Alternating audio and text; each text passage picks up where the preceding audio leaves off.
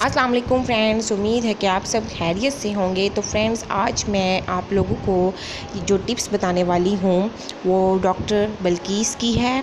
तो उसमें आप लोगों को मैं बताऊंगी बेहतरीन क्लींजिंग स्क्रब के बारे में। तो आप लोगों ने इसके लिए 3 चीज़ें लेनी हैं। सबसे पहले आप लोगों ने शहद और बादाम ले लेना है। इनको बराबर क्वांटिटी में आप लोगों ने अच्छे तरीके से पेस्ट बना लेना है।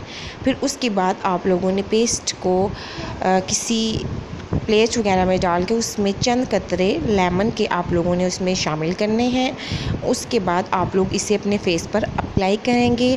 वो भी आप लोगों ने 20 या 25 मिनट के बाद अपना फेस हल्के हल्के हाथों से रब करने के बाद वॉश कर लेना है। इससे आप लोगों का जो फेस होगा वो चमकदार होगा, स्किन जो होगी वो क्लीन होगी, मेल वगैरह जो स्किन पे होता है वो तमाम साफ़ हो जाएगा। और इसका बहुत ज़्यादा इसके फ़ायदे हैं, आप लोग इसे ज़रूर ट्राई कीजिए। और अगर आपको हमारी वीडियो पसंद आती है तो हमारे चैनल को सब्सक्राइब कीजिए, हमारे वीडियो को लाइक एंड शेयर कीजिए। Thank you for watching my video. ये बहुत